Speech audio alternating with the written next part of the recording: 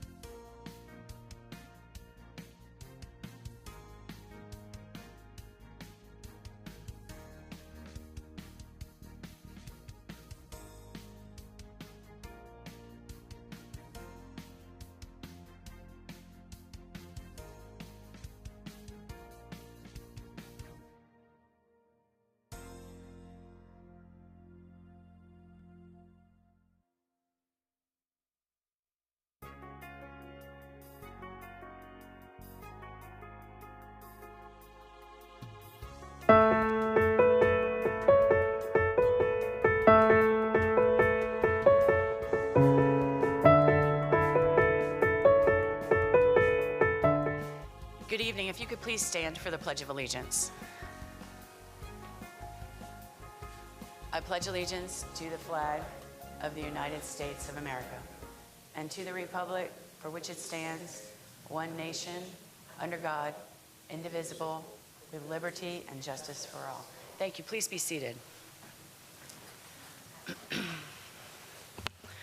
Good evening, everyone. I want to welcome you to the June 17th, 2024 Zoning Hearing Master Hearing. My name is Susan Finch, and I'll be presiding as the hearing master over this evening's cases. Let me start by introducing Ms. Michelle Heinrich. She's at the end of the dais. She's with Development Services, and she will introduce other members of the team that will assist in our hearing tonight, as well as go over any agenda changes. Ms. Heinrich. Thank you, Michelle Heinrich, Development Services. With the County Attorney's Office, we have Mary Dorman, and with the Planning Commission, we have Alexis Myers. And I do have one change to the agenda to announce for you, and that is agenda page 5, item D1, which is Major Mod 23-0904. This application has been withdrawn from the ZHM process. And then to go to the published withdrawals and continuances, item A1, Major Mod 24-0034. This application is being continued by the applicant to the July 22nd, 2024 ZHM hearing. Item A2, PD 24-0124. This application is out of order to be heard and is being continued to the July 22nd, 2024 ZHM hearing. Item A3, Major Mod 24-0300. This application is being continued by staff to the July 22nd, 2024 ZHM hearing. Item A4, Major Mod 24-0397.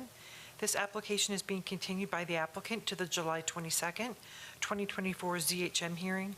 Item A5, Major Mod 24-0402. This application is being continued by the applicant to the July 22nd, 2024 ZHM hearing. Item A6, PD 24-0459.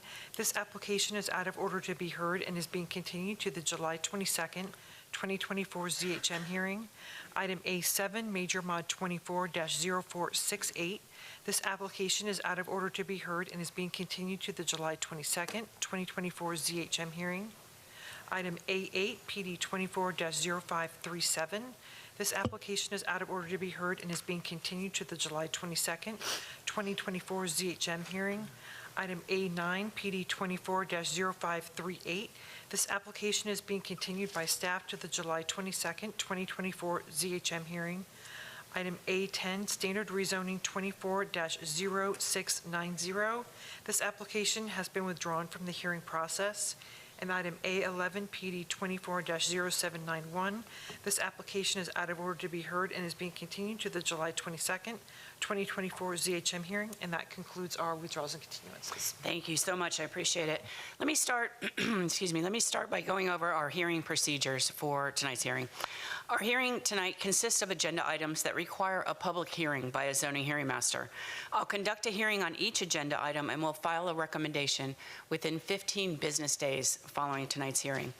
That recommendation is then sent to the Board of County Commissioners, who will make the final decision. Our hearing will be informal. I'll ask questions related to the scope of direct testimony.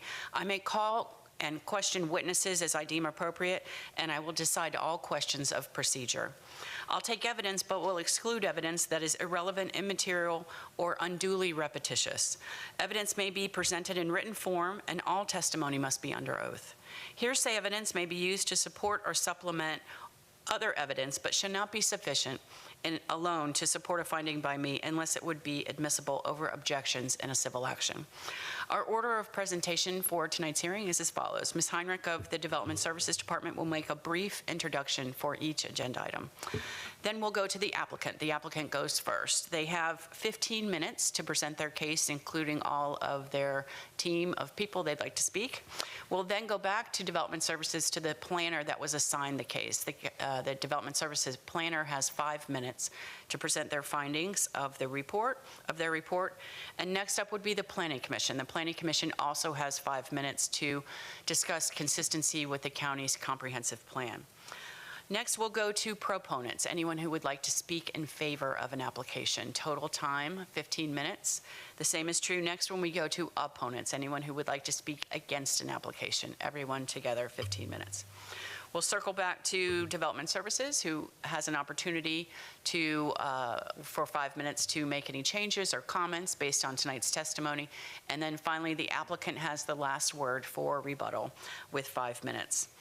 That time for proponents and opponents, I don't think we'll have that issue, but just in case, if you want to speak for or against an application, I will ask for a show of hands of how many people would like to speak. We have people participating both in the room tonight and also virtually. So we'll get a total of that, the number that want to speak, and then divide up that 15 minutes as equally as we can. If you are in the room or if you're online, if you are going to speak when you come up to the podium or online, if you will start by giving us your name and address for the record. We are recording this hearing, and we want to make sure we have your information correct. If you're in the room and you are done speaking, if you could see Lauren at the end of the dais. Lauren, raise your hand. There she is. She is with the clerk's office, and she has a log, and so when you're done speaking at the podium here, if you could see her and sign in with your name, address, and the case number to which you spoke. Let me now turn to Ms. Dorman. She's with the County Attorney's Office, and she will provide you the legal requirements which govern your participation at the Board of County Commissioners meeting. Ms. Dorman. Good evening. Mary Dorman from the County Attorney's Office. Tonight's public hearing is the first step of a two-step rezoning process. This hearing is the time for rezoning applicants and interested parties to present evidence and testimony. All evidence presented tonight will become part of the complete factual record for each application, and no additional evidence can be introduced after the closing of each application. The second step of the rezoning process is a public meeting before the Board of County Commissioners, where the board will take a decision on each application heard tonight. Tonight's applications are scheduled to be heard by the board at its August 13th, 2024 land use meeting, unless a different date is stated by staff. When considering applications, the board will only review the record created at tonight's hearing and the recommendation made by the hearing master for each application. The hearing master will file a recommendation for each application heard tonight by July 10th, 2024. The Board of County Commissioners has established a policy that directs rezonings and major modification applications to be placed on the consent agenda of the board's land use meeting. Applications that propose to add density outside the urban service area and applications that are on roadways with a failing level of service are not qualified for placement on the consent agenda. Applications that do not have consistent recommendations of approval or denial are also not qualified to be placed on the consent agenda. Finally, applications that have had evidence or testimony provided to the record by non-applicant parties of record, either prior to or at tonight's public hearing, are not qualified for placement on the consent agenda. The board will allow testimony by any party of record at its public meeting to consider the hearing master's recommendation for any item on the regular agenda. Testimony by a party of record shall be limited to the record of the proceedings before the hearing master unless additional evidence has been found admissible in accordance with Section 10.03.04D of the Land Development Code.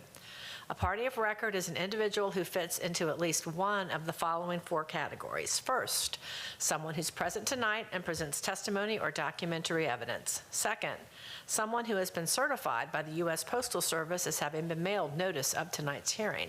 Third, someone who submitted documentary evidence into the master file at least 2 business days prior to tonight's hearing. Or fourth, someone who submitted documentary evidence by proxy at tonight's hearing. The content of oral argument before the board shall be limited to the content of the testimony and other evidence submitted verbally or in writing to the hearing master tonight. It is the role of the county's attorney's office to ensure that only individuals who have met these requirements are allowed to speak before the board and to ensure that no new evidence or testimony is introduced or allowed at the board's public meeting. For these reasons, please make sure that all information you wish the board to consider at its public meeting is entered into tonight's record. Thank you so much. I appreciate it. As I mentioned, all testimony must be under oath. So if you plan to speak tonight, if you could please stand, raise your right hand, and I'll swear you in.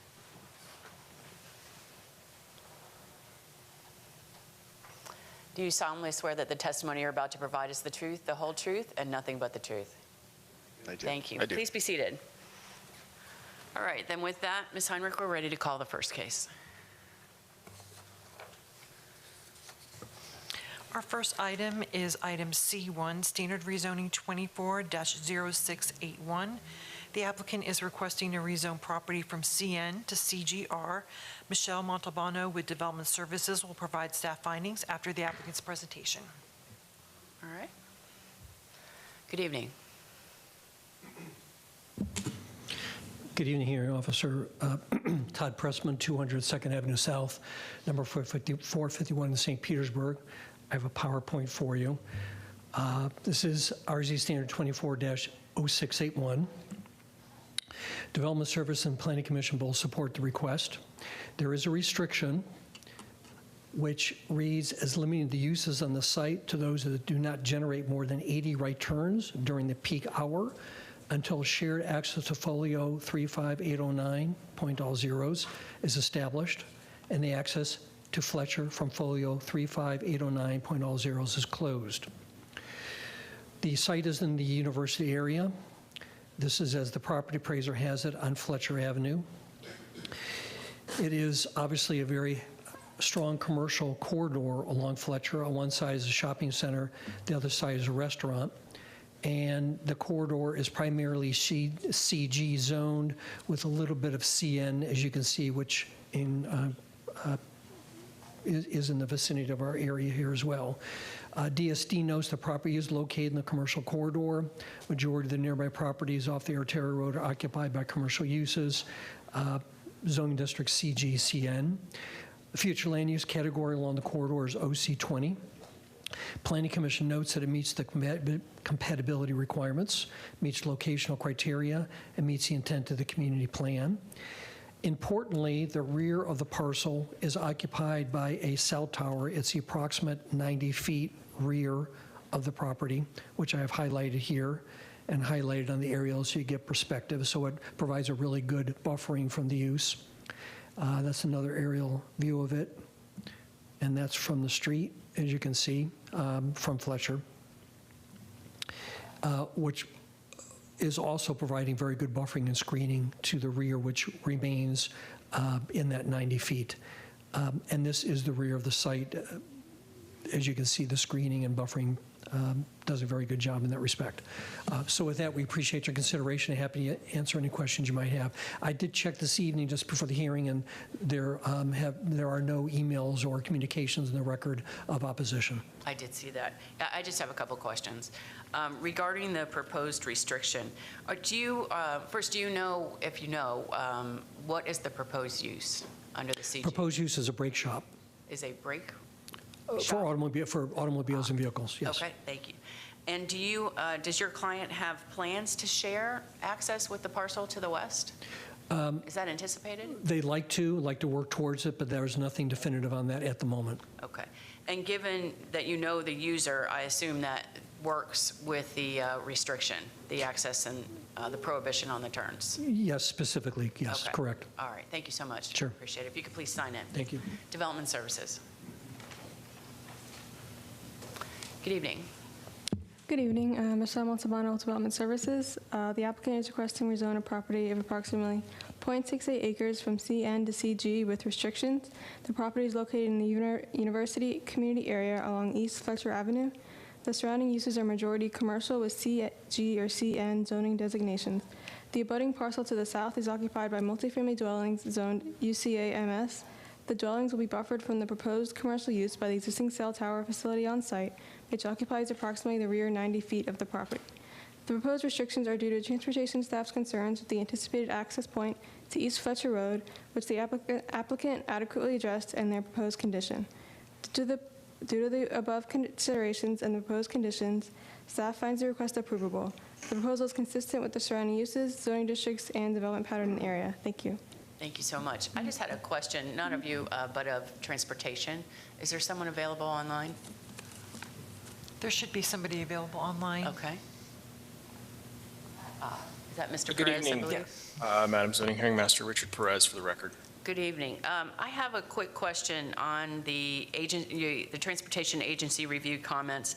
The analysis on the trip generation, it compares the approved zoning, I get that, as the worst case scenario being fast food with drive-through. But the proposed zoning, it identifies it as CN, and this application is going to CG, and it's still the fast food with drive-through. I just wanted to ensure that that continues to be the worst-case scenario, or is there another use under CG that would increase those number of trips per day? I see what you're referring to. In the report, there does appear to be a typo. It should say proposed CG, consistent with what the application is requesting. The trip gen analysis erroneously says CN, commercial neighborhood. Regardless of what that analysis states, the trip generation is based on the square footage, which is calculated through the FAR, floor area ratio for commercial general. I believe that is consistent with what the applicant is requesting. The square footage, I'll note, we analyzed the proposed zoning without the restrictions for the maximum worst case scenario, utilizing the fast food with drive-through. And then we also calculated the trip generation with the restriction, the maximum of 80 right turns into the subject property.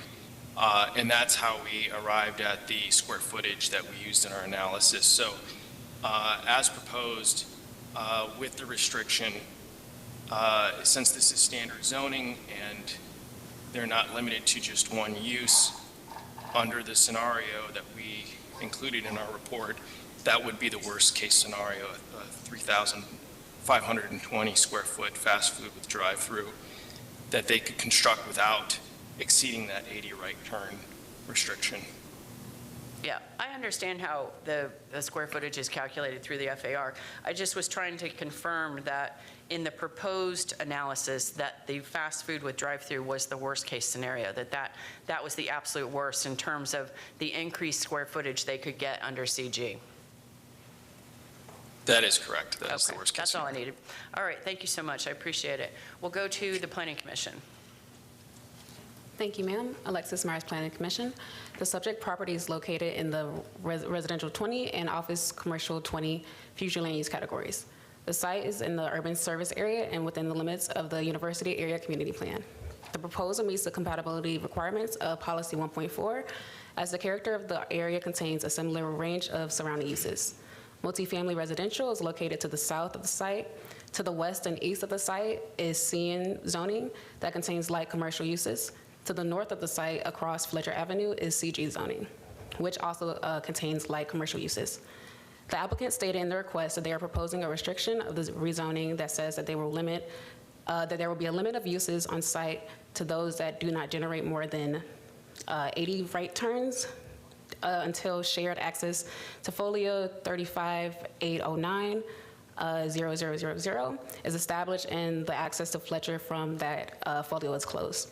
The proposal is consistent with the allowable maximum density and allowable uses under its future land use category of Res 20 and Office Commercial 20. To ensure that it is consistent with Objective 8 and Policy 8.5 of the FLU, with 0.68 acres up to 22,215 square feet of non-residential uses may be considered at this location.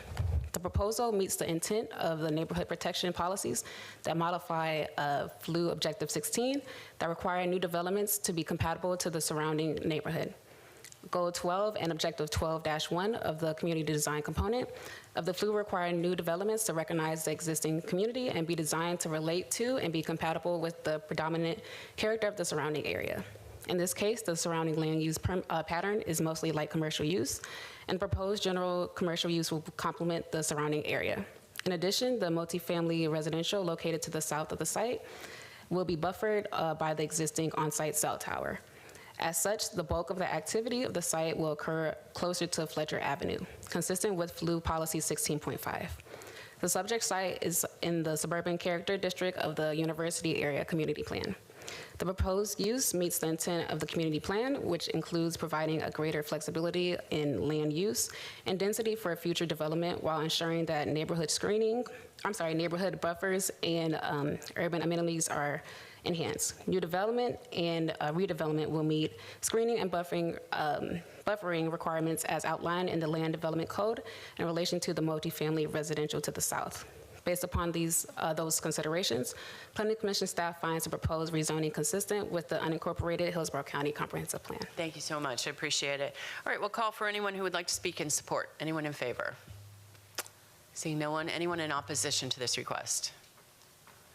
No one. Ms. Heinrich, anything further? No, ma'am. Mr. Pressman? All good. All right, perfect.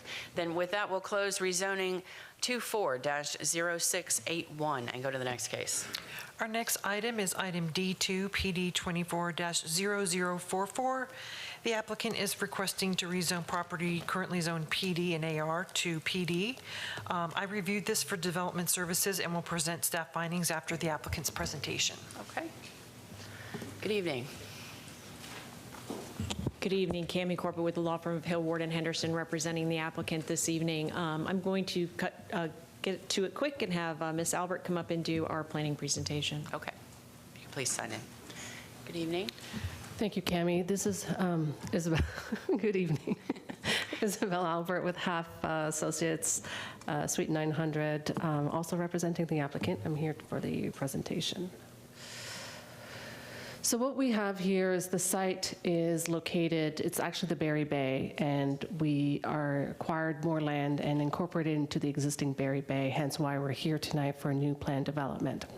You're pretty familiar with the area. Council Growers as well as Davis are approved planned development for quite a number of units, and other lands around us is agricultural lands or public lands. So this is the area in question. It's 55 acres and brings us to the total of 473 acres.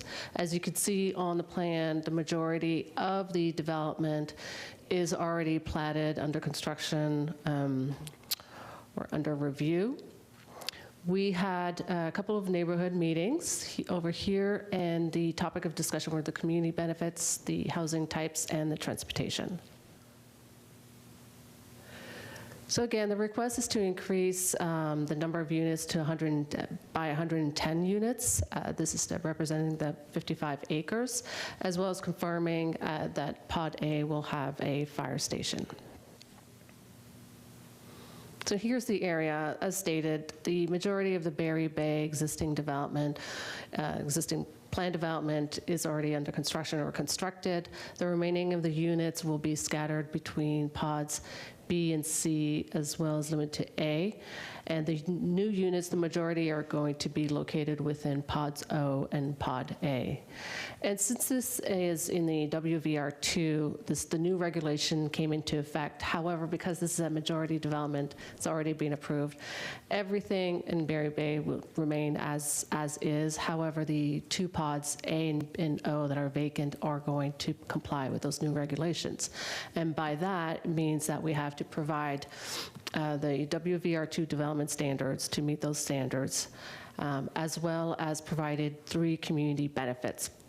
First one is a trail connection to the Manatee River State Park, shown over here to the top, and the government public service use that I mentioned earlier in Pod A for the fire station, as well as increasing the number of increase the number of recreation open space and internal open space within Pod O.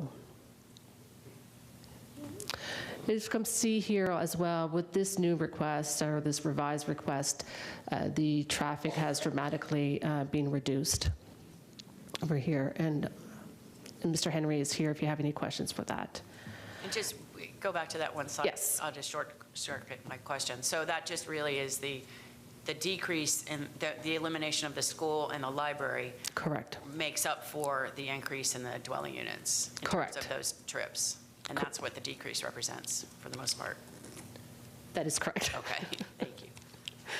Go ahead. Well, that just ends the presentation. It's founded consistent, Planning Commission found it consistent with the comprehensive plan. The development services staff also found it approvable, subject to conditions, and there was no objections from reviewing agencies. I'm here if you have any questions. Just a quick question, I just don't know the answer to myself.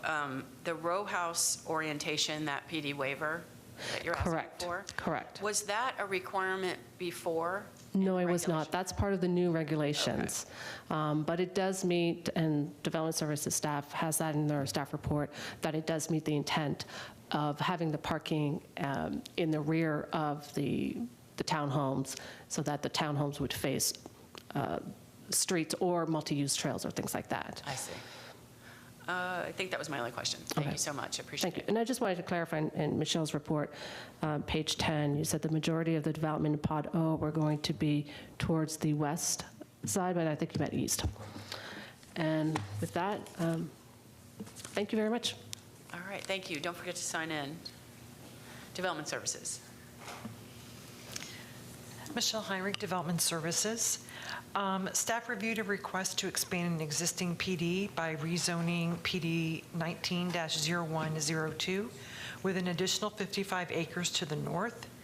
PD 19-0102 was approved for a density transfer from a sending area to a receiving area to allow for 1,407 units.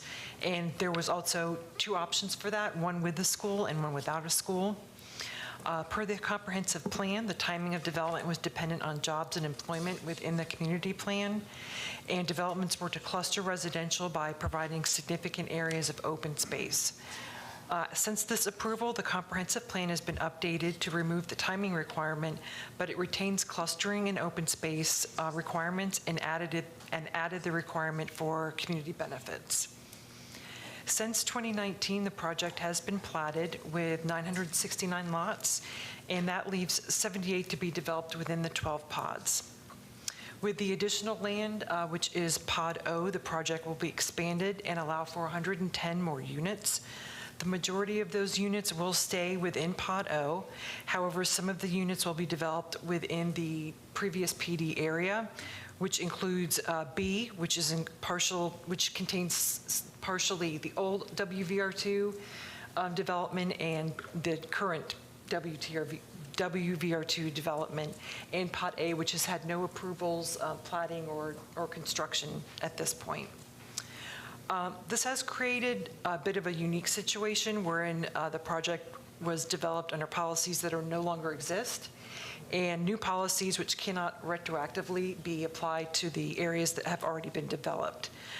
Therefore, staff and the applicant have agreed to a proposal which we feel best meets those policies, and that includes under the new PD, Pod O, the newly added area will be subject to all of the WVR2 policies and LDC requirements. Pod B, because it is comprised of both the previous requirements and current requirements, that will stay under the WVR2 previous requirements.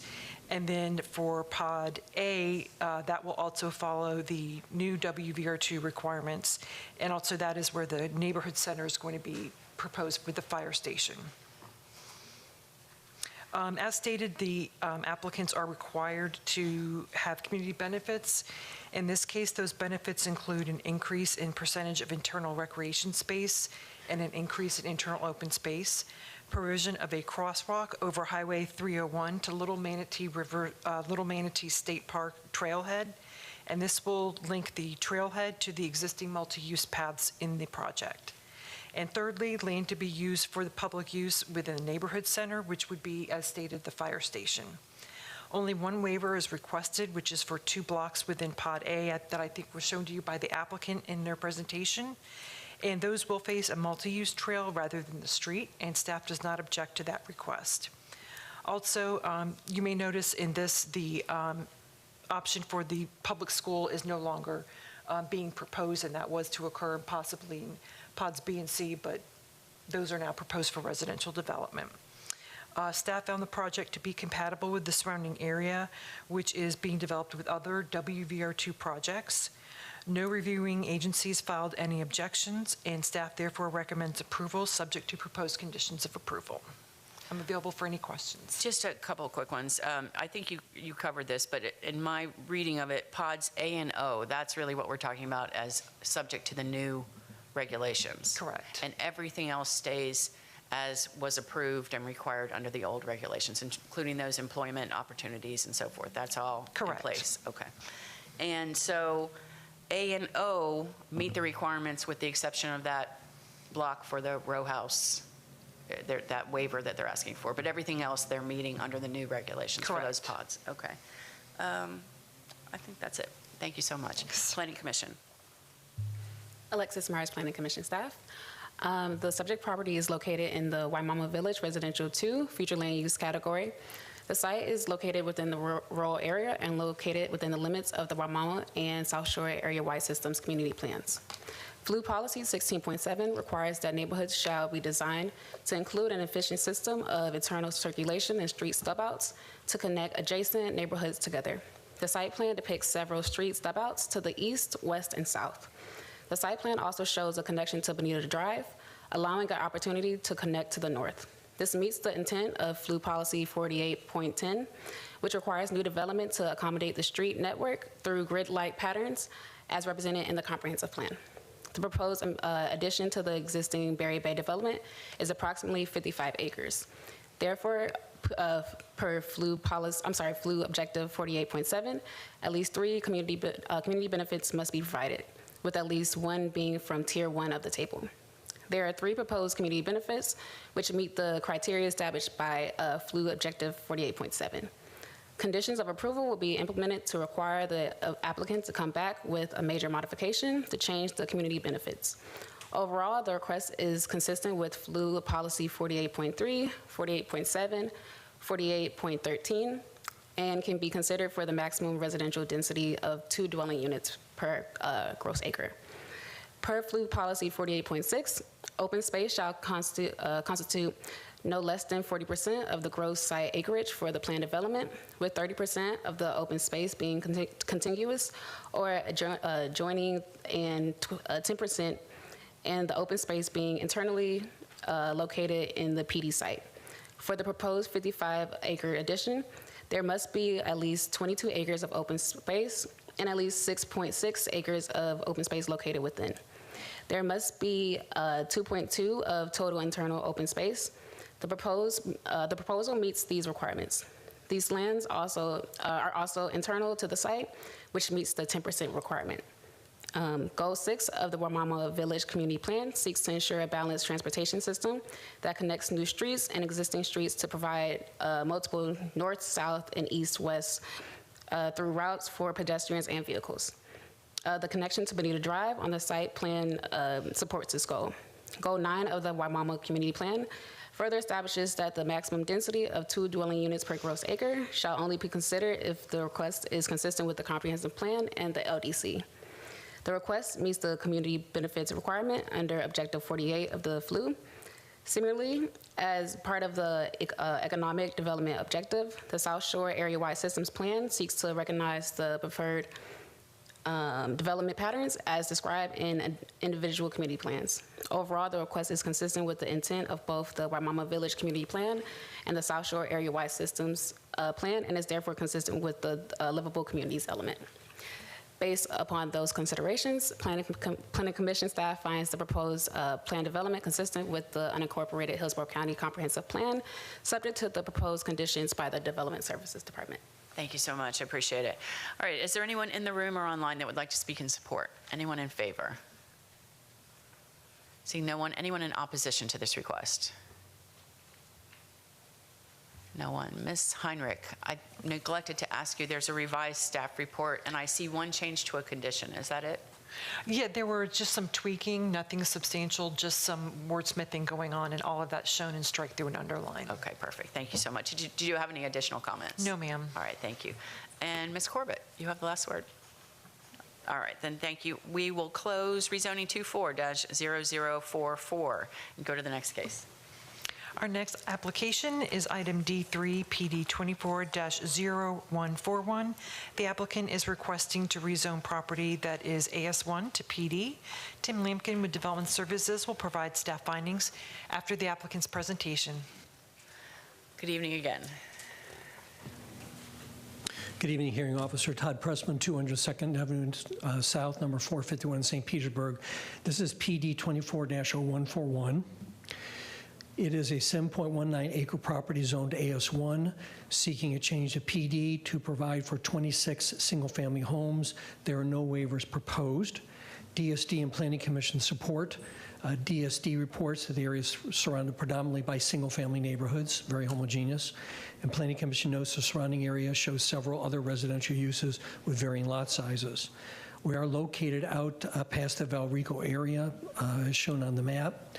Property appraiser has the site on St. Cloud, just north of Washington Road.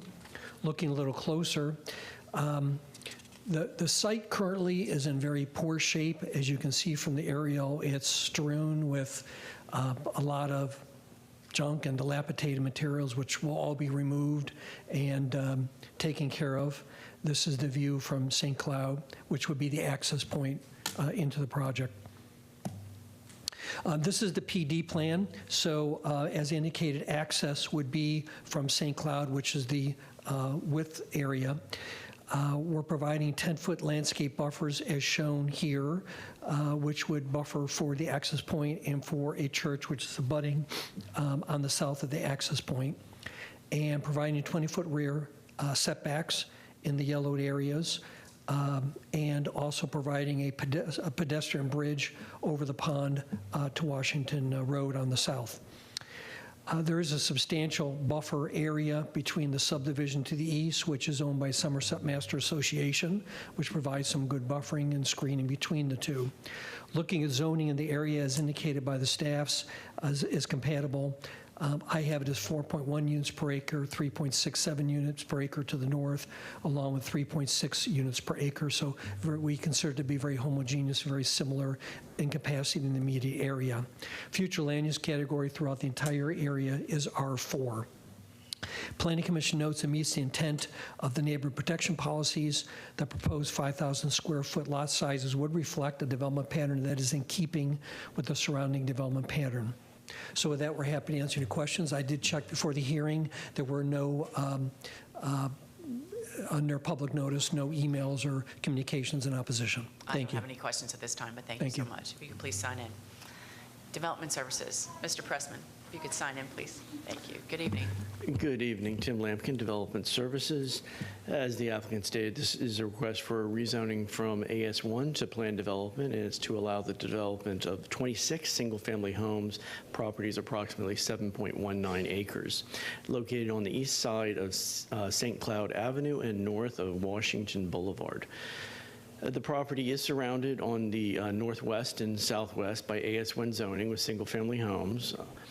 Further northwest across North St. Cloud is RSC2 zone property. Immediately south is Washington Road, across which is AS1 zoned with single-family homes. As the applicant pointed out in their PowerPoint presentation, immediately east is PD 89-0080. They're allowed to develop with RSC 9 standards, which is the same that the applicant's requesting, and there is a substantial buffer, although it's not really required because it's the same standards. The site plan does meet the requirements of LDC section 6.06.00, buffering and screening.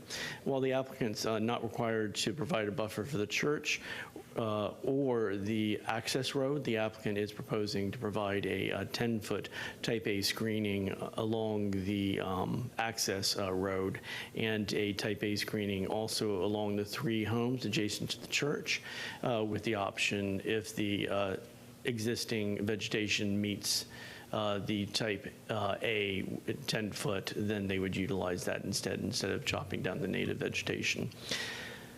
The applicant is, actually, that concludes staff's presentation. Okay, thank you so much. I appreciate it. No questions at this time. Planning Commission. Alexis Myers, Planning Commission. The subject property is located in the residential 4 future land use category.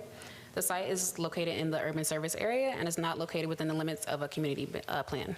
Flu Policy 1.4 requires all new developments to be compatible with the surrounding area, noting that compatibility does not mean the same as, rather refers to the sensitivity of development proposals and maintaining the character of existing development. The proposed 26 single-family residential homes are compatible with the existing residential character in the area, and the development pattern contains other zoned parcels of both RSC2 and RSC4. The proposed rezoning meets the intent of policies 16.2, 16.3, 16.8, and 16.11 on neighborhood protection. The development pattern of the surrounding area shows several other residential uses with varying lot sizes. The proposed minimum 5,000 square feet lot sizes would reflect a development pattern that is in keeping with the existing surrounding development pattern, consistent with the policy direction. No additional landscaping / buffering beyond what is required in the land development code is proposed.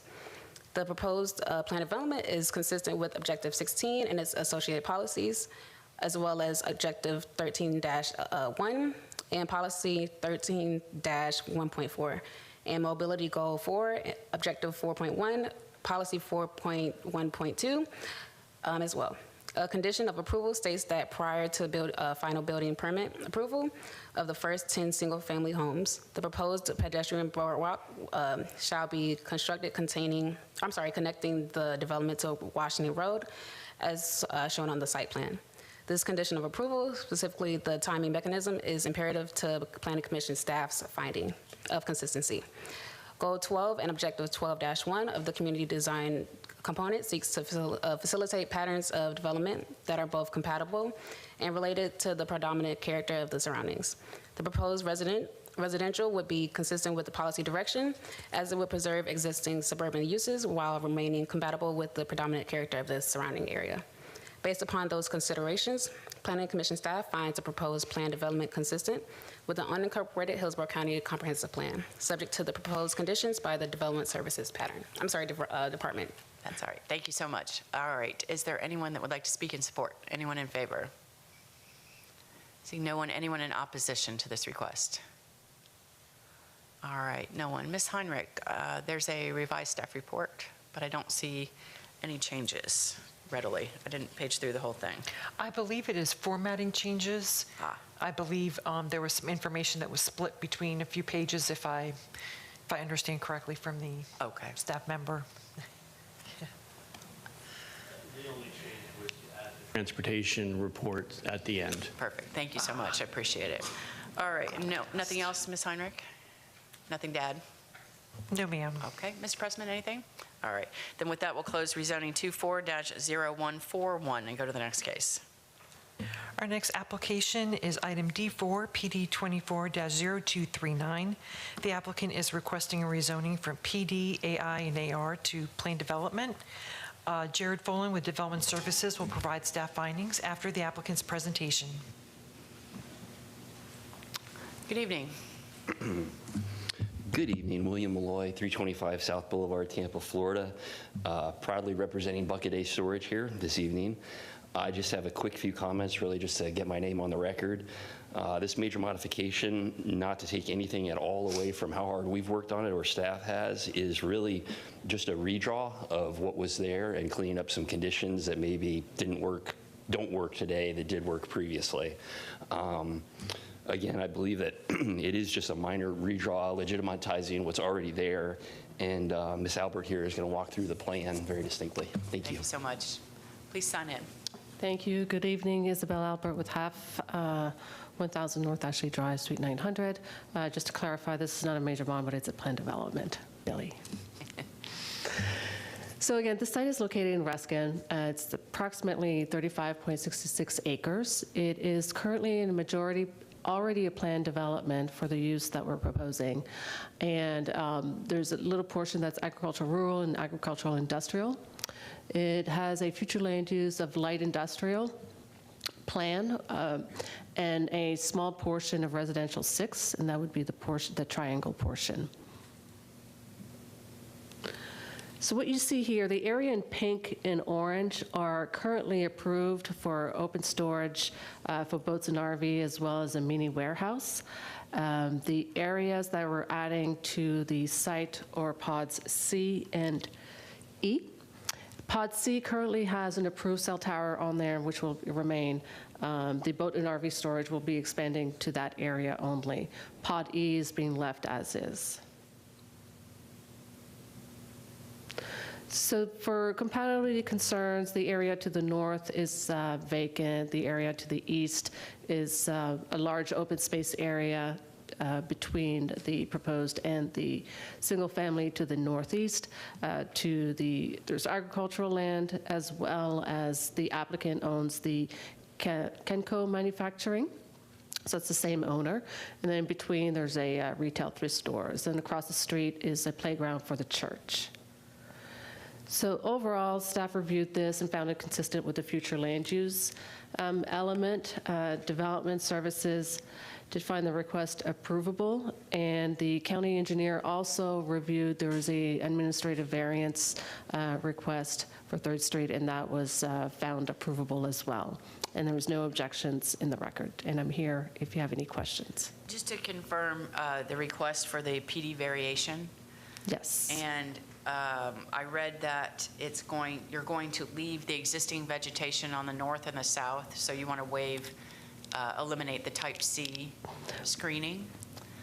The types, correct. We are waiving we're waiving, as you can see, to the north. It's heavily vegetated, and to go in and put a wall would take out all this vegetation. But the width will be maintained. It's just the waiver is only for the screening. Correct. The width is over 20 feet wide. Okay, perfect. That was my only question. Oh, thank you. Thank you so much. Please sign in. Thank you. Development Services. Good evening. Good evening. Jared Fallon with Development Services. So this is a request to rezone approximate 35-acre property from planned development, agricultural, industrial, and agricultural rural to a new planned development.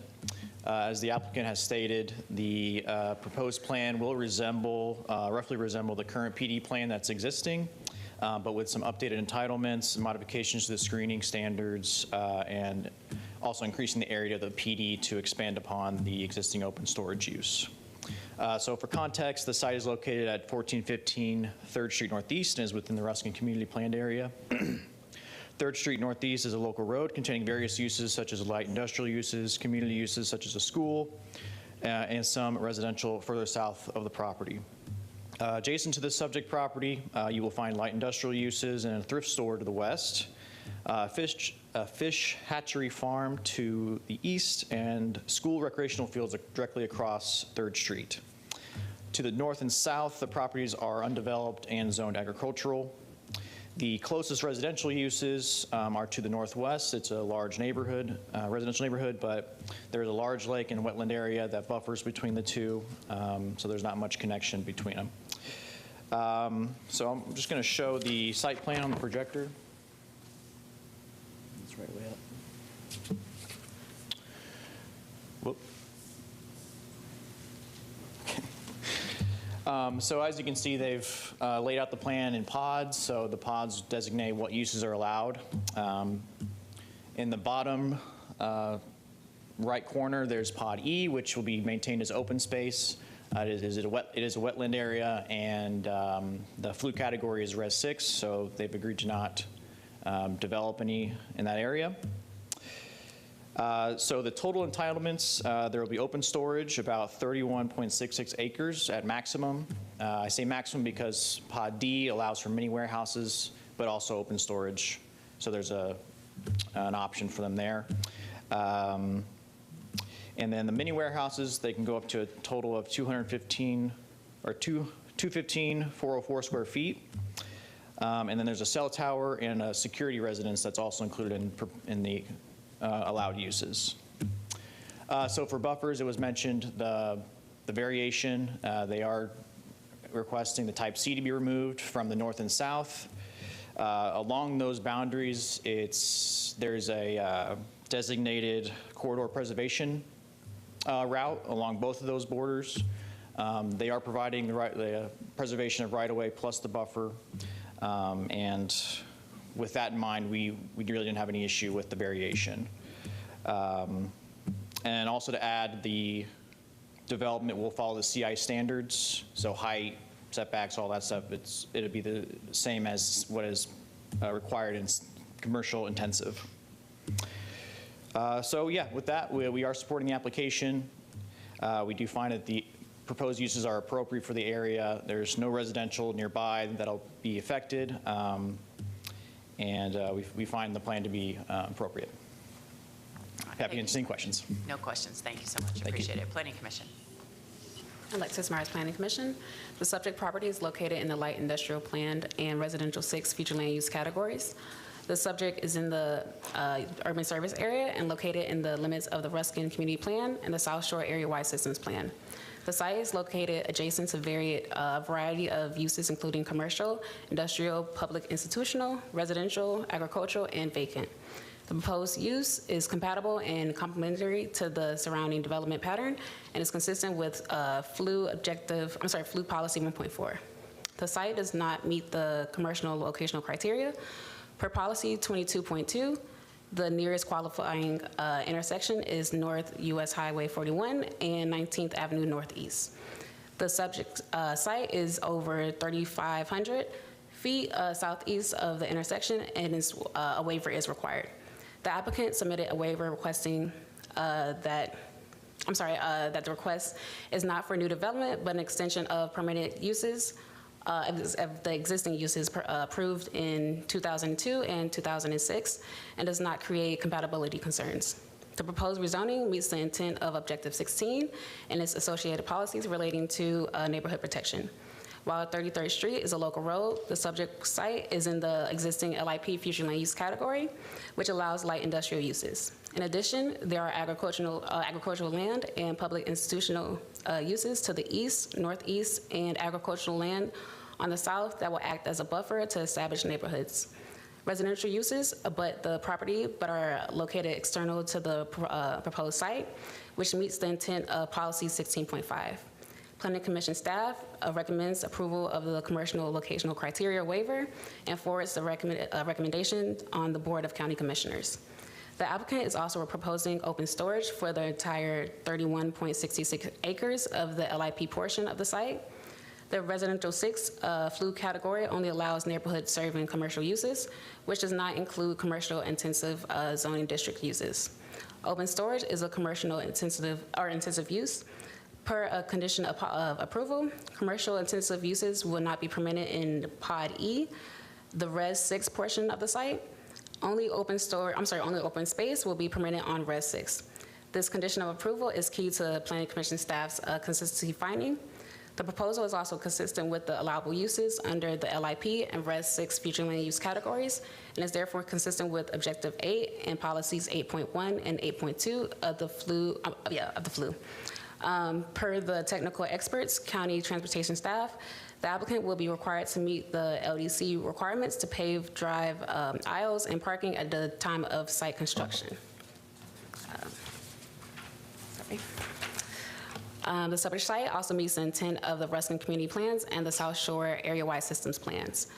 Based upon those considerations, Planning Commission staff find the proposed plan development consistent with the unincorporated Hillsborough County Comprehensive Plan, subject to the proposed conditions by the Development Services Department.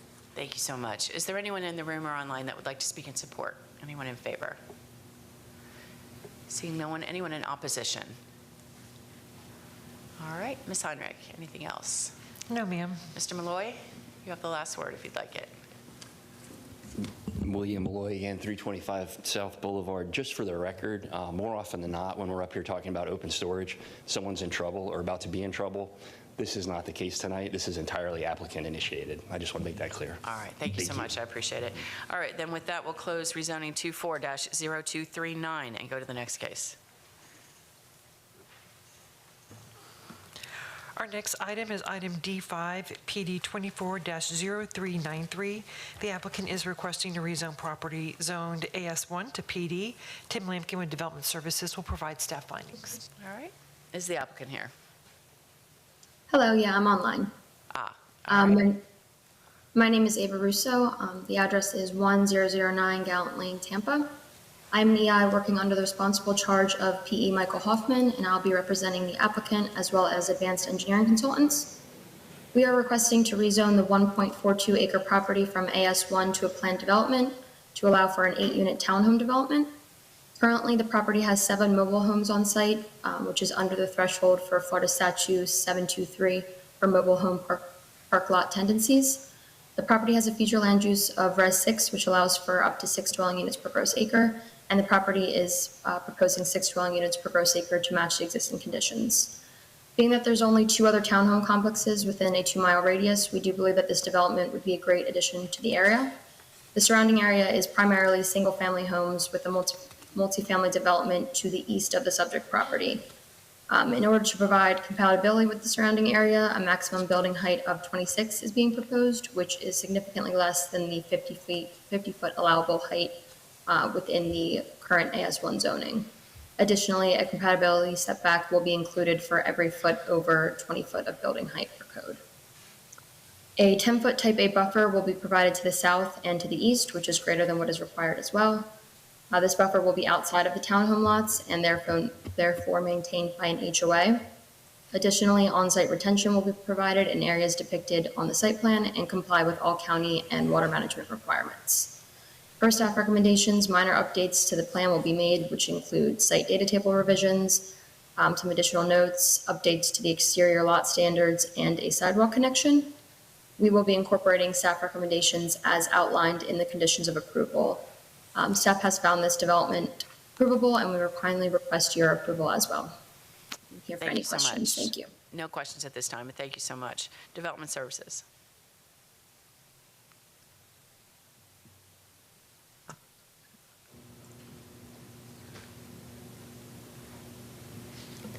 Ms. Finch, I have a very quick question. Sure. Before staff comes up for their presentation. I believe the representative authorized to speak is Michael Hoffman with the same firm. If he is online and would be able to just confirm that Ms. Russo is allowed to speak on his behalf, that would be Is he listed as the agent? Yes. I see. All right. Ms. Russo, is Mr. Hoffman available just to confirm that you're authorized to testify on his behalf? He's not online, but I can give him a call really quick to hop on. Okay. Let's do that. Let's go on with Development Services, and we'll come back to you to get that verification. Thank you. Thank you. Okay, thank you.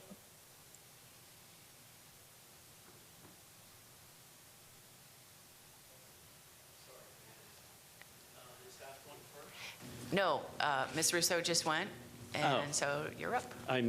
That was fast. Thank you. So Tim Lampkin, Development Services. This request is for rezoning from AS1 to planned development to allow for the development of 8 townhomes on a property that's approximately 1.42 acres. It's located on the south side of Sinclair Hills Road and east of North 20th Street. The immediate area is comprised predominantly of single-family residential in the immediate facility with vacant tracts to the north, which is a county-owned preservation area. The subject property is adjacent to single-family homes on the immediate east and south of the subject site. North is Sinclair Hills Road, and across is, that's the vacant property. It's the location of the Violet Curry Preserve, is what it's called. And west is North 20th Street right-of-way, across which are single-family homes. The applicant proposes, for example, a height of 26 feet, which is significantly less than the maximum 35-foot height allowed in the adjacent RSC 6 district located to the subject property's south and east sides, and the 50-foot that would be allowed in the AS1 property to the west across North 12th Street. And additionally, staff notes that the proposed maximum height of 26 feet also allows the development to meet the compatibility standards. The site plan meets the requirements of Land Development Section 6.06.06, buffering and screening, and the applicant is required to provide a 5-foot buffer with type A screening along the south and east boundary adjacent to the single-family homes. While not required, the applicant proposes an additional 5 feet for a total of a 10-foot wide landscape buffer with type A screening along those sides. The site will comply and conform with other applicable policies and regulations in the Land Development Code of Hillsborough County. Based upon the above considerations, staff finds the request approvable. That concludes my presentation, unless you have any questions. No questions at this time. Thank you so much. Planning Commission. Alexis Myers, Planning Commission. The subject property is located in the residential 6 future land use category. The site is also in the urban service area and is not located within the limits of a community plan. Policy 1.4 requires all new developments to be compatible with the surrounding area. noting that compatibility does not mean the same as, rather refers to the sensitivity of development proposals and maintaining the character of existing development. The proposed townhomes are compatible with the existing single-family residential character of the area. The proposal also meets the expected minimum density in accordance with FLU Policy 1.4. The proposal meets the intent of the neighborhood protection policies outlined in the future land use element, including policy direction and the community design component. The proposal includes appropriate setbacks and buffers. In addition, the stormwater retention areas proposed within the development serve as a buffer as well. The proposed density and lot sizes are reflective to the surrounding neighborhoods. The site plan appears to show internal sidewalks and an efficient system of internal circulation with main access off Sinclair Hills Road and North 20th Street. Based upon those considerations, Planning Commission staff finds the proposed plan development consistent with the unincorporated Hillsborough County Comprehensive Plan, subject to the proposed conditions by the Development Services Department. Thank you so much. All right, we'll go back to, let me, before I do that, we'll call for anyone that would like to speak in support. Anyone in favor? Seeing no one. Anyone in opposition to this request? No one. All right. Ms. Heinrich, were we able to contact Mr. Hoffman? We can check with Ms. Russo if she's probably still online. Yeah, I just gave him a call. He should be joining now. I haven't seen his name pop up, but I did call him. All right. Sorry about this. Yeah, you understand the issue of it's the agent authorization form? Yeah, I do understand. I'm sorry we So did not if get it's that only squared his away. name, if it's only his name, then we have to have authorization that you're allowed to speak for him. So in the future, if you put your firm's name or something, or all of the names, we can avoid Okay, this. understood. Let me just give him a call. If I had him over the phone and you could hear him over the phone, would that work, or does he have to be, his name showing up? Camera? The policy is if you're going to participate virtually, you have to be on camera. Would he be able to join in virtually? Yeah, he's trying. Hello, He calling you. Let me see. 6'5". Okay.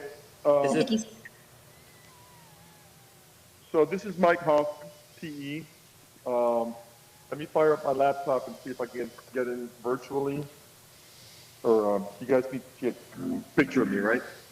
Yeah, we need to So- see your face. Yes, sir. Gotcha. Stand by. Let's see if I can do it from join from meeting link. So maybe I'll hit that join from meeting link. Yes, sir, you can try that. Okay, so it wants me to download now. Okay, open. Let's see if this works. Getting it?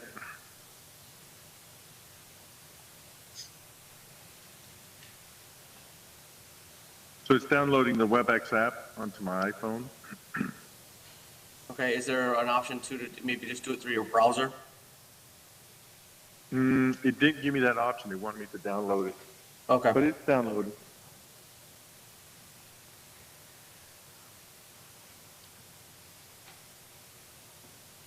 Okay, opening the app.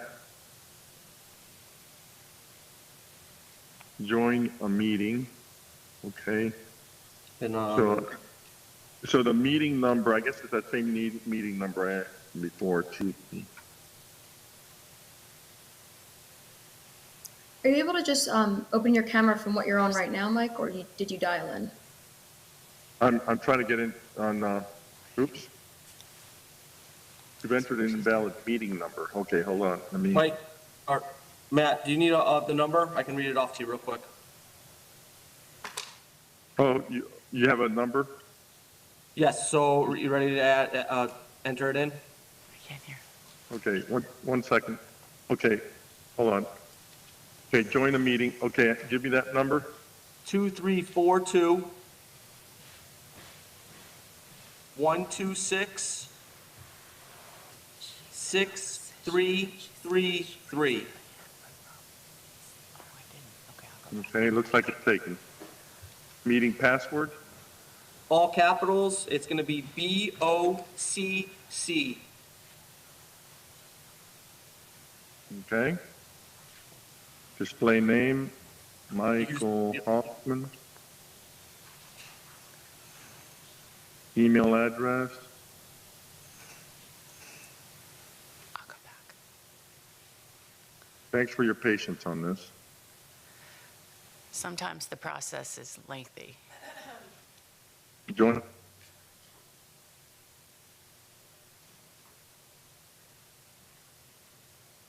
And then you're just going to hit that start video button.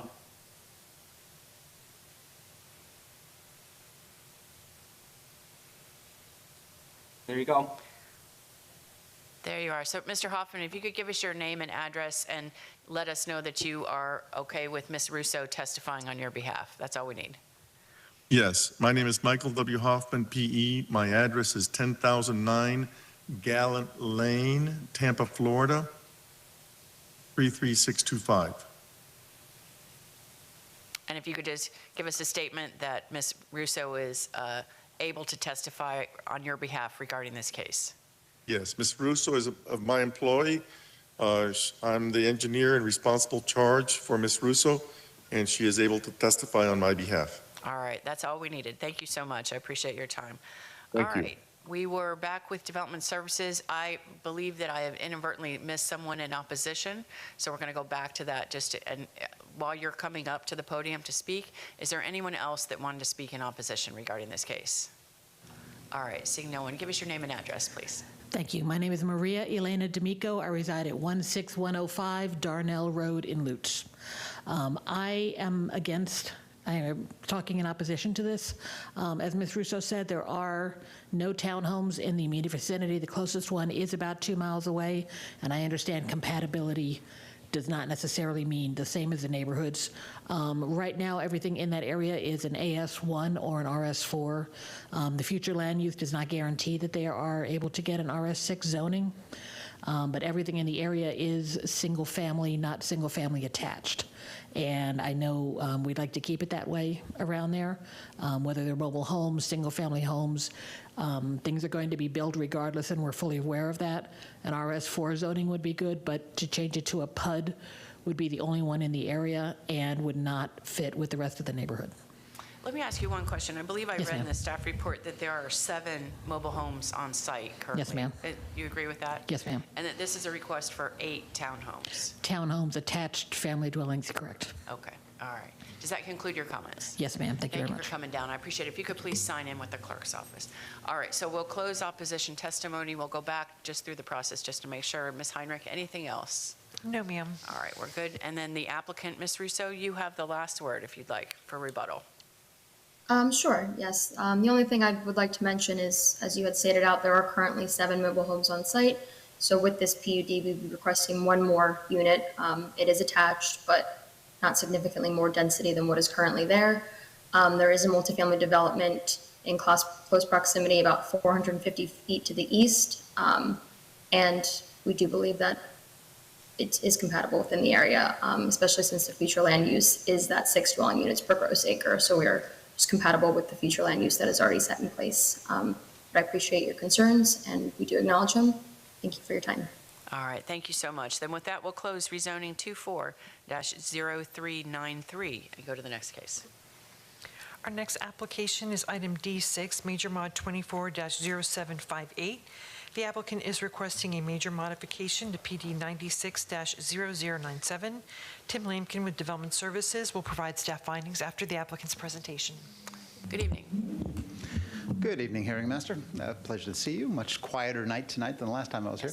That's for sure. For the record, I'm Ken Tingler with the Carlton Fields Law Firm, 4221 West Boy Scout Boulevard, representing Citigroup Technology Incorporated. With me tonight is Shelby Fuente, who is a planner for Stantec Engineering. I'll leave most of the detail to Ms. Fuente, but I wanted to give a brief introduction. This is the Citigroup campus of the Sable Center. Properties bordered by I-75 to the east, MLK to the north, Falkenberg Road to the west, and Broadway to the south. There are thousands of Citigroup employees that work here, with several dozen different city business divisions calling this site home. When this PUD and its companion DRI, which is on a separate application track, were approved back in the late 90s, allowed for a wide variety of uses. Most of the campus has been built out, but there's several pods that remain to be developed. What we're here for tonight is to add multifamily development to the list of permitted uses and to grant greater flexibility for all of the permitted uses as to the pods that Citigroup owns. We've also included solar generation as a specific permitted use to prevent any future confusion should the city group wish to take advantage of that opportunity. As noted by the Planning Commission that you'll hear in a moment, this request is consistent with the comprehensive plan and supports the vision of the East Lake Orient Park Community Plan. We appreciate all of staff's work on this request. I'll turn this over to Ms. Fuente, and I'll be entering in her resume to outline her expertise as I sign in. Thank you I'll so be back much. if there's any questions. Thank you. If you could please sign in. Good evening. Good evening. Shelby Fuente. I'm with Stantec Consulting Services. So this major modification is generally located at MLK, Junior Boulevard, and North Falkenberg. This is the current location of the Citigroup Technology headquarters. So I'm going to kind of start from an overview, zoom out all the way on both applications, and kind of refine it just so we can capture everything to make sure we know where all the moving pieces are. So this project is located within the Sable Center DRI. And that is going to be outlined in the dark orange. All of the entitlements for the PD are actually located within that DRI first, and that is via a trip count. So they cannot exceed that 3,770 PM peak hour trips or 25,910 daily trips, and that is for phase 1. Those trips have already been mitigated for in that DRI. The permitted uses listed within the DRI are for that office research and development park, a light industrial, commercial retail, and hotel. Concurrent with this application is the DRI, which is incorporating the use of multifamily. The Sable Center PD incorporates actually 2 DRIs, so typically the DRI would be larger, but in this case, the PD is larger and incorporates those 2 different DRIs. So in the dark orange, then you have the Sable Center DRI, and to the north, then you have the Highlands DRI. To the south, then the parcels outlined in just gray, that is what this application actually encompasses. So those are going to be the parcels owned by the Citigroup Technology Group. So this proposed amendment, we do find it to be consistent with the comprehensive plan through the existing employment center and incorporating greater mixed use opportunities. The current future land use is at UMU 20 with a current zoning of planned development and covers approximately 129 acres. The amended areas, they are shown in gray, and all of the proposed amendments shall only be impacting these parcels. So although the PD is much larger, we are only proposing conditions that will impact these. The Sable Center PD is built out with the exceptions of Pod 3, which is in the northwest corner, and Pod 8 in the southwest corner. And we have no development proposed at this time. Included here is a summary of the proposed conditions of approval. Number 1 is adding multifamily as a permitted use, and that is primarily within the DRI, and by extension, we are incorporating that into the plan development. Multifamily is already a permitted use within the Highland Park DRI, and we're extending that to the south to the Sable Center DRI. And also, we are providing clarification on the site solar power generation as a permitted use. City is proposing for this to be for on-site consumption. This is not for commercial, so this would not be classified as a solar generation facility. Number 2 would be to add an authorized height of up to 5 stories or 60 feet, whichever is less. This maximum height would be consistent with the surrounding development that is out there. Number 3 would be remove condition 2. This condition, it places limitations on freestanding retail and kind of qualifies all of that to be placed on Pod 3. Seeing as a majority of this PD has already been developed, we're just asking for that flexibility on what can go where. The removal of this condition does not remove any entitlements or uses. And then number 4 would be to amend condition 4. This condition is a clarification for existing conditions in which all uses listed, then those would be permitted and would be exchanged consistent with the trip count. And that would be, those trip counts are located within the DRI. I'm available for any other questions, Ken and I. I just had a quick question, just a clarification. Yes, ma'am. So that the trips are really neutral because of that trade-off mechanism. You're not changing the maximum of those caps. Correct. All of this new development still is subject to that. That was Correct. That was my other question. Yes, ma'am. Thank you so much. If you could please sign in. Just to add to that answer, this was all of the mitigation that was done for phase 1 of the DRI. So it's still subject to that limit. Perfect. All right. Thank you so much. I appreciate it. Thank you. Development Services.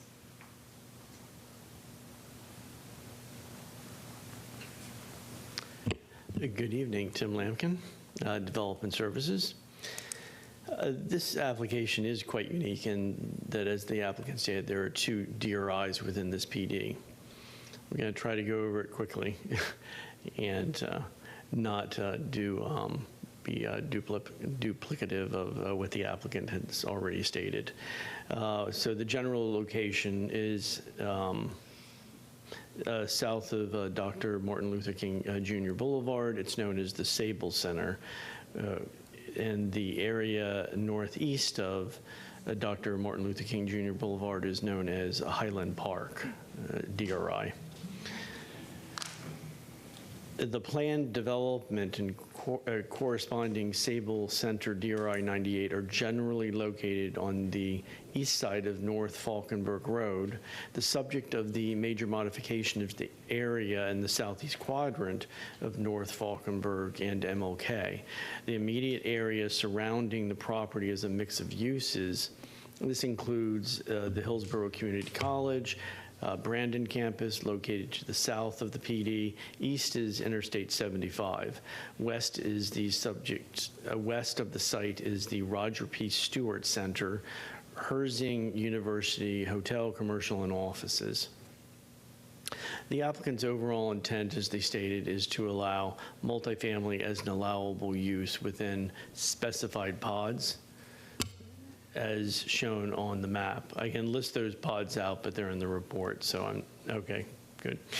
Commercial uses include freestanding retail is currently only allowed in Pod 3 within the Sable Center. The applicant also proposes to allow the commercial and freestanding retail within the designated pods of the Sable Center DRI.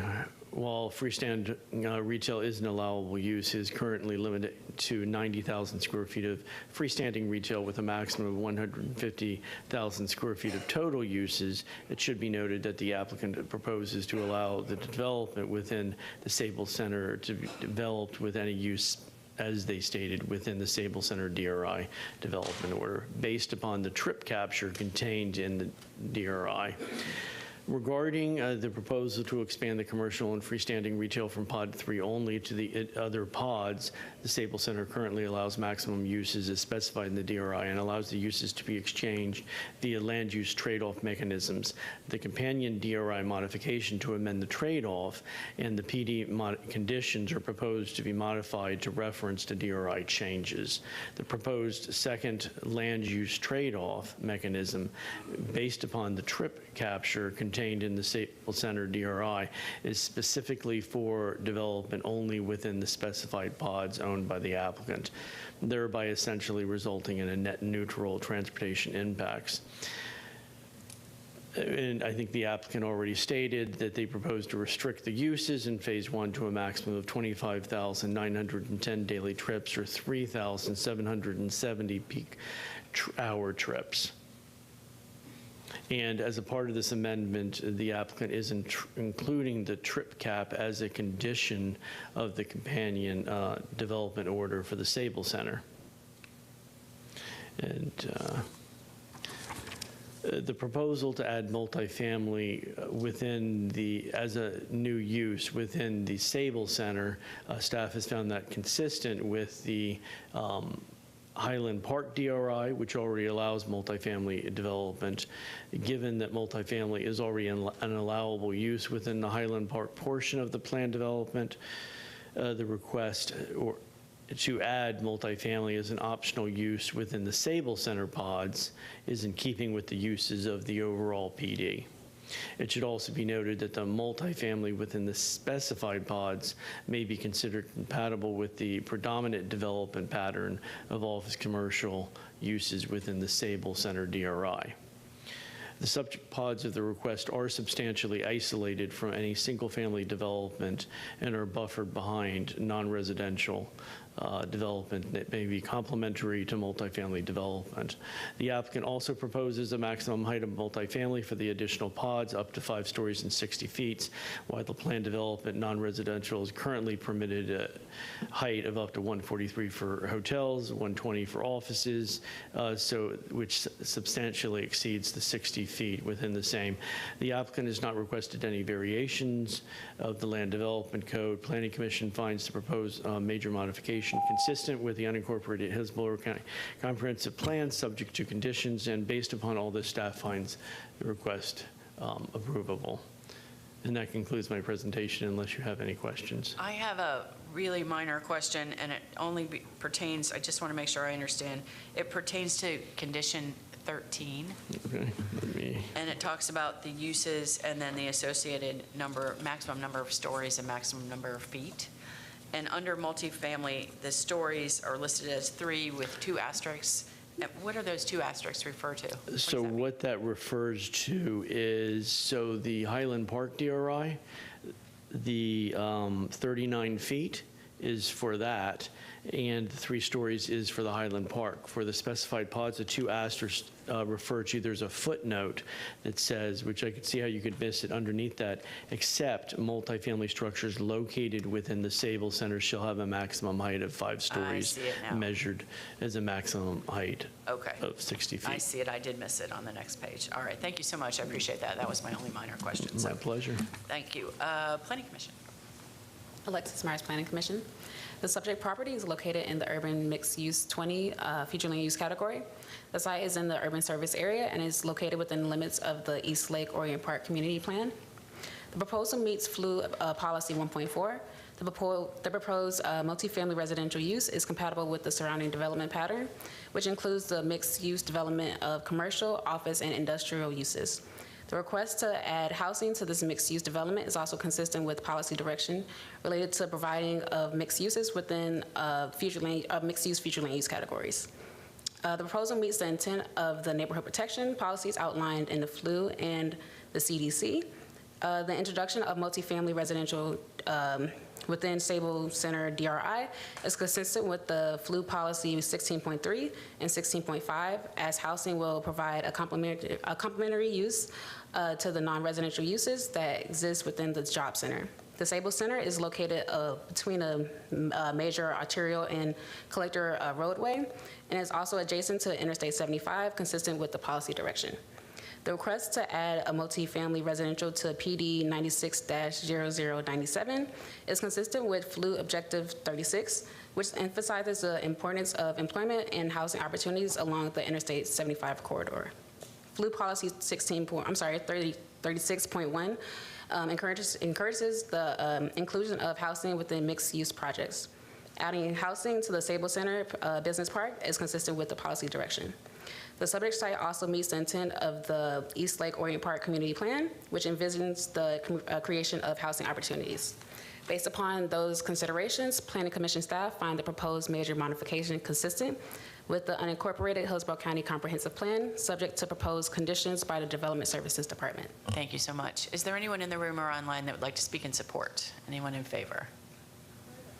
Seeing no one. Anyone in opposition to this request? All right, no one. Ms. Heinrich, anything else? Nothing further, ma'am. Mr. Tinkler, anything before we go? Just note an explanation. The reason why there's footnotes and other changes the way we did it is to make sure that we were only focused on the city group parcels and not affecting the other entitlements. Understood. Thank you for that clarification. Appreciate it. Thank you. All right, then with that, we'll close major modification 24-0758 and go to the last case. Our last application is item E1, special use 24-0257. The applicant is requesting a non-conforming use expansion special use permit on properties on CG and AI. I reviewed this for Development Services and will provide staff findings after the applicant's presentation. All right. Good evening. Thank you. Good evening. Todd Pressman, 202nd Avenue South, number 451 in St. Petersburg. I have the honor and privilege of being here this evening for the Circus and Traveling Show Retirement Project. And we have a number of folks here. If I may introduce Mr. Lee Stevens. Lee, you're the executive director? Yes, sir. Of the organization. We have a few folks who will speak to it as well from the organization. It is a 501c3 charitable group of 2.99 acres located in the east part of the county. Per the property appraiser, located on Highway 92 and in the Sefner Mango area. This is the property under the property appraiser. And you can see from this, just this aerial, that there's pretty significant development, intensive development near the site and adjacent. This is a little closer look. So this is the Showkeepers Winter's Quarters, which is a charitable group which provides show people with age or health problems in their search for affordable housing in the Southwest Florida area by obtaining land and establishing a community where show people can live and share their traditions. Show People's Winter Quarters is a one-step.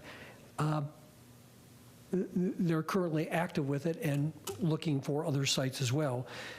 What's really kind of cool at the site is that they converted one of the Barnum and Bailey trains to one of the residential common areas and maintain a circus-like environment in terms of aesthetics for the site.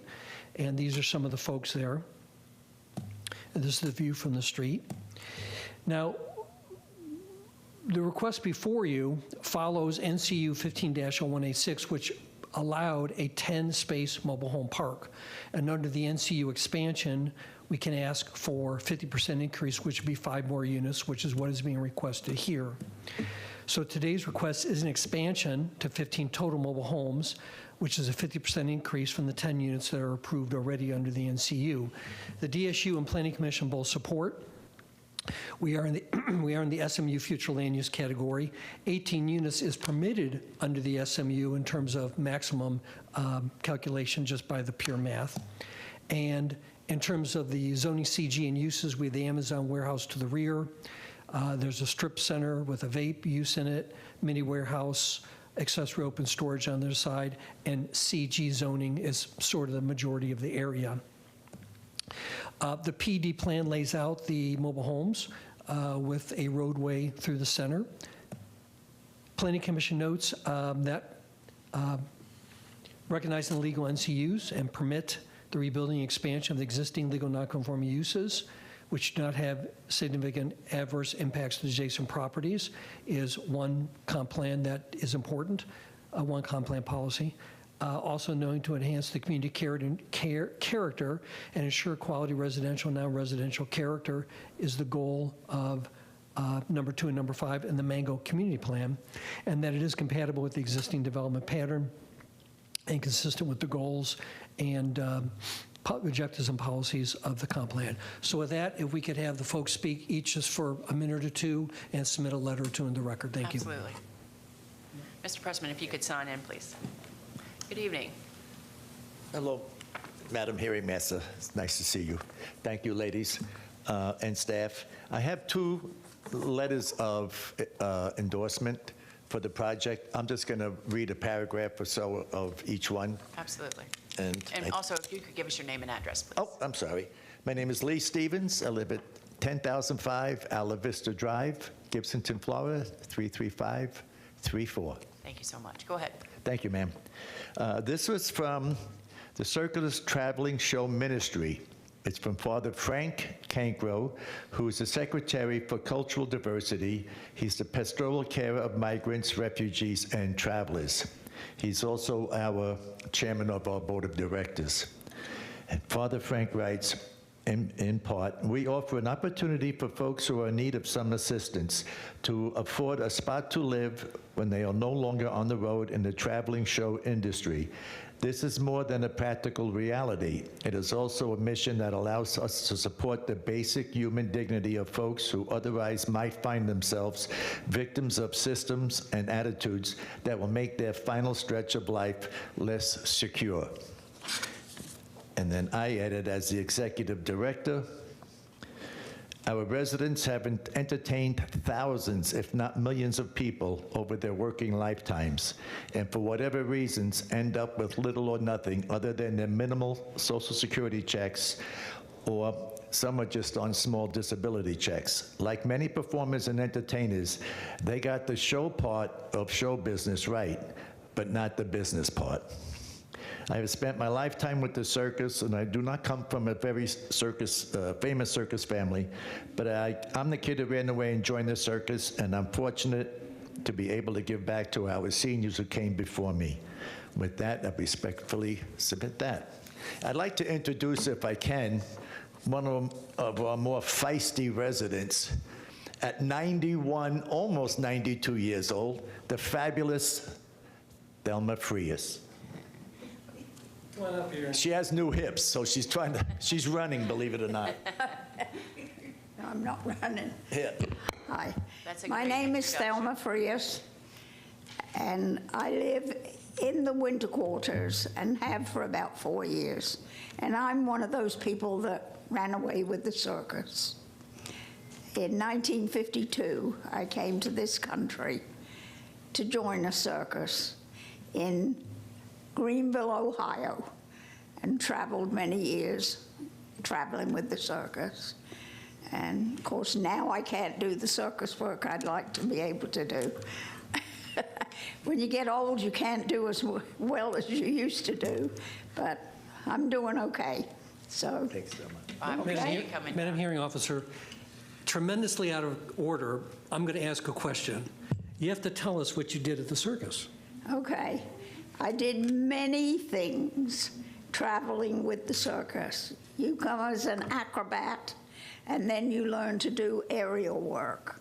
And you work with animals as well, like dogs, chimpanzees. I did a pig act one time for somebody. However, the pigs went everywhere but where I wanted them to go. But yes, I enjoyed traveling with the circus. I wish I could still go. I already told a family 2 years ago, if you have a young baby and you need a mother or a grandmother, call me. I'll be right there, because I love traveling with the circus. I wish I could still do it. Thank you for coming down here. I appreciate it. Okay, thank you. Thank you. You did good. I can't do better than that. No. Could you both come sign in for the record? Thelma, you got to sign your paper there. Mr. Pressman, anyone else that you would like to speak? I'm not done. I'm coming. Just real quick. Okay. Just real quick. I was gonna. What's your? You can. She will do it herself. I'd like to also introduce at this time a very active member of our board of directors, and she's one of the largest proponents, and it's her committee to do all our fundraising. Miss Peggy Williams, 50 years with Ringling Brothers, wasn't it? 48. Well, it was almost 50. There you go. Thank you so much. Good Hey, evening. thank you for your time tonight. I just want to stand in support of this project and its expansion. I do work on the board for at least 5 years now. When I retired from Ringling Brothers in 2017, when it closed, I immediately realized the challenge for retiring circus people who have bodies that they can move. They have trailers that they live in because that's how they travel, and then there's no place to go affordable to, when you're off the road, there's no affordable place to go. And this is why I spend so much time on the board of Show People's Winter Quarters, because they can stay in their own home. They don't have to go rent an apartment and a place to park their trailer. They can live in it, drive in, plug in, get power, water, and they're in. And they pay a modicum amount per month to stay there. So it's the simplest, healthiest way. And when they drive there in Seffner, they also join that community, which is filled with people who already have traveling stories to share over morning coffee. And that's significant. It's very significant that these people have similar people to share their experiences with. They feel at home very, very quickly, and not the lonely thing that happens in so many other retirement areas. They can remain in their homes, drive in, hook up, and join the community, and on behalf of the current residents there, it's only 10 units, and hopefully the 50% that we can add to that on behalf of those future residents, I stand in support of the expansion. And we will continue as a board to do everything that we can to make it a nice place. We have a dog park, we have fencing, we've added lighting, we've added tree trimming, we have the community center where they have a full-size oven, so they can bake a full-size pizza, not the little trailer ones, right? And the beautiful part about being in that kind of community is they all can trust each other and rely on each other without having to start from scratch. And so I stand in support of it, and that's, I need to give my name and my address. Yes, ma'am. My name is Peggy Williams, and my address is 3011 Lemon Terrace Drive in Waimama, Florida. So I live in Hillsborough County. Thank you so much for coming down. I really appreciate it. Thank you. Mr. Pressman, anything else? No, thank you. All right, thank you. And we'll go to Development Services. Michelle Heinrich, Development Services. Staff reviewed an expansion of a legal non-conforming use, which is a 10-space mobile home park on property that's currently zoned CG and AI. The LDC does allow for a one-time expansion for up to 50%, which in this case would allow 5 additional mobile home park spaces. Staff's review of the proposal found that the expansion would not create any compatibility concerns based upon the following factors. The site is surrounded primarily by commercial zonings and development. The number of added spaces does not exceed the 50% maximum. The southern boundary setback will meet current requirements, which is 50 feet. Same with the northern boundary setback, that will exceed requirements, which is 25, and they're providing a 30. And the western and eastern side yard setbacks, which currently meet current requirements. It should be noted that when the mobile home park was established in the 1970s, public water and sewer was not available, and the health department did issue permits for well and septic. The zoning administrator has determined that while the site is now in the urban service area, the expanded use may remain on well and septic. And I'm available if you have any questions. No questions at this time, but thank you. Planning Commission. Alexis Myers, Planning Commission. The subject property is located in the suburban mixed-use future land use category. The site is in the urban service area and is located within the limits of the Seffner Mango Community Plan. Policy 1.4 of the FLU requires all new developments to be compatible with the surrounding area, noting that compatibility does not mean the same as, rather refers to the sensitivity of development proposals and maintaining the character of existing development. The proposal to add 5 mobile homes to the existing mobile home park, which currently has 10, is compatible with the residential character of the area. The applicant proposed under revised request and site plan that there will be a 25-foot setback along the west property line. FLU policy 9.3 also states that with the exception of principal residences or uses or structures destructed by an act of God, the expansion of non-conforming uses and rebuilding of non-conforming uses shall not occur more than once. The applicant's proposal for 5 additional mobile homes for a one-time expansion meets this policy. The proposal also meets the intent of FLU Objective 16 and its accompanying policies 16.1, 16.2, 16.3, and 16.10 that require all new developments to be compatible with the surrounding neighborhood. Goal 12.1 of the community design component of the FLU requires new developments to be recognized the existing community and be designed to relate to and be compatible to the predominant character of the surrounding area. In this case, the proposed residential use will complement the existing mobile homes and the residential in the surrounding area. The subject site also meets the intent of Goal 2 and Goal 5 of the Seffner Mango Community Plan. Goal 2 seeks to enhance the community character and ensure quality residential and non-residential character. Since the subject site currently has 10 mobile homes, 5 additional homes along the western side of the site will supplement the existing park and surrounding community and area. Goal 5 seeks to ensure safety and mobility by supporting transportation improvements, including roadway improvements, transit service, bicycle, and pedestrian opportunities. There is an existing 6-foot pedestrian path that will support the 5 additional mobile homes along with the existing homes. Based upon those considerations, Planning Commission staff find the proposed special use consistent with the unincorporated Hillsborough County Comprehensive Plan. Thank you so much. I appreciate it. I don't think we have anyone, but I'll ask, is there anyone to speak in favor? Anyone in support? All right. Anyone in seeing no one, anyone in opposition? All All right, no one. Ms. Heinrich, anything else? Nothing further, ma'am. All right, Mr. Pressman, anything to add? All right, then with that, we'll close special use 24-0257 and adjourn the hearing. Thank you all for your time and testimony.